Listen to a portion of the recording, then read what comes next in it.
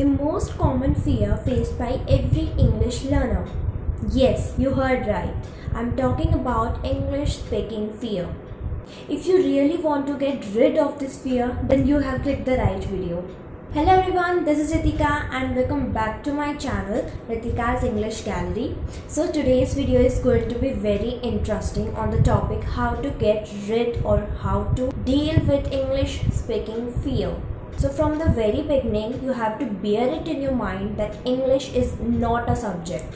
English is just a language and you have to practice it to become more fluent, and it's not our mother tongue. Because only of this fear, we are not even trying to speak in front of everyone. So it is better that you should get rid of this fear as soon as possible. तो सबसे पहली चीज़ जो हमारे mind में आती है that if we will make mistakes then your friends will laugh at you. Simple चीज़ है, सबके माइंड में आती है, but you have to just ignore them because ये चीज़ नेचुरल है, प्रोसेस है, चलता रहेगा, एंड तक चलेगा, but you have to ignore them और अपनी चीज़ को इम्प्रूव करना सीखो. जब तक मिस्टेक्स नहीं करोगे आपको कुछ सीखने को भी नहीं मिलेगा. Also it is said that every learner learns from his or her mistakes. So do as much as mistakes you can, but हाँ limit में. Also having a fear is also very important. इससे आपको अपने अंदर ना improve करने का एक टाइम देती है, और जब आप improve करोगे तो confidence तो अपने आप आ जाएगा. Also it gives you a challenge to do the same thing again and again. और अगर आप इसको repeatedly करोगे तो इम्प्रूवमेंट तो आपको खुद ही दिख जाएगी. One more thing that fear is the only thing which will only hold you back from your goal which is speaking English fluently. And I think preparation is the most important in this situation which will help you to improve your confidence as well as your speaking skills. But if you are thinking that your friends will laugh at you while making mistakes, क्या हो जाएगा? कुछ नहीं होगा. Just ignore them and move forward.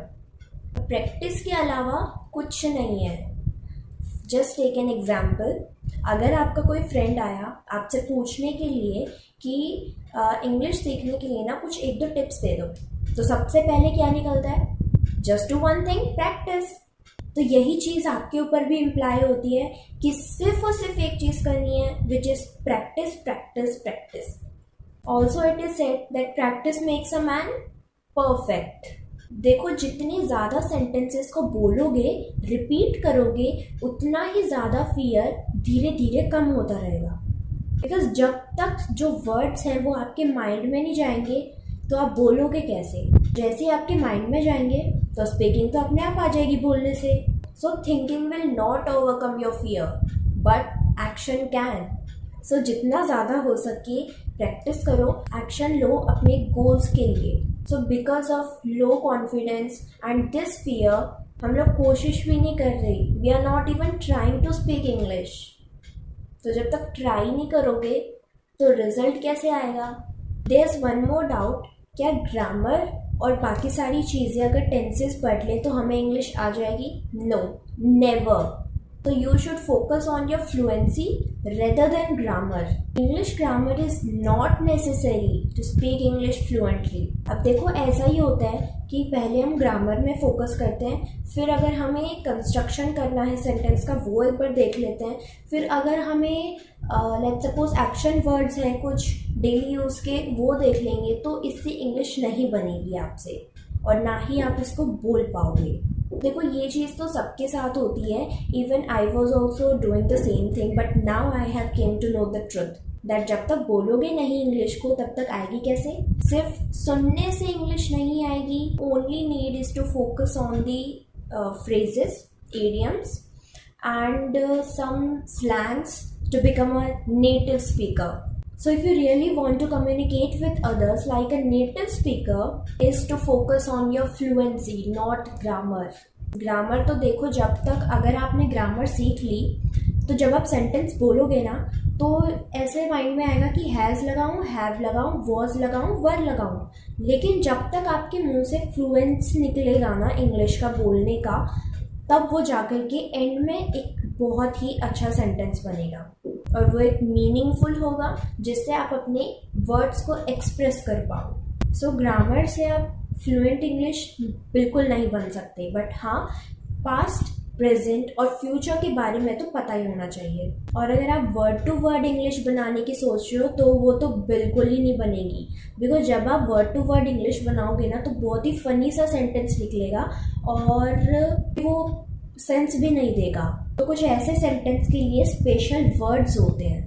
So if you really want to learn English and want to speak English in front of everyone without fear, so there's a very good hack for you all. If you are thinking that you are a single person, there's no one to communicate with you, so this is very helpful and the results are just shocking. Just do mirror exercise. I know everybody talks about this, but it is the only way to learn English whenever you are free or if you want to express your words, and it is the only way to communicate with others. Also, it will not improve your fluency, but also it will improve your speaking skills, also the vocabulary, and the very important thing, your confidence level. Because on the mirror you can see yourself and you can judge yourself that how fluently are you speaking on the mirror. So it will give you a stage feeling that you are speaking on the podium or the stage. It's a very good hack, you must try. तो देखो mistakes कर रहे हो, ठीक है, इसको side में रखते हुए आगे स्टेप बढ़ाओ अपना और जितना हो सके प्रैक्टिस करो। जितने भी शॉर्ट्स आते रहते हैं उसके साथ साथ बोलते रहा करो, प्रैक्टिस किया करो। जब तक आपकी स्पीकिंग स्किल्स नहीं आएंगी ना तब तक आप तो इंग्लिश में फ्लुएंट हो ही नहीं सकते। These are the true lines कि जब तक आपको फ्लुएंसी नहीं आएगी तब तक आप बोलोगे कैसे। और अपने वर्ड्स को, बहुत ही मेन चीज़ है, you have to express your words. जब तक वर्ड्स को एक्सप्रेस करना नहीं आएगा तो अपनी मैसेज आप कैसे कन्वर्ट कर सकते हो। So preparation is the only thing which will help you to improve your speaking skills, also your confidence level. Lastly, I want to say, don't be afraid to practice. Just be brave and speak. This was today's video. I hope if you really find it helpful, so let me know in the comment section. And if you want more such videos, then do subscribe this channel and give it a thumbs up. So I will meet you in the next video. So bye bye, take care and keep learning.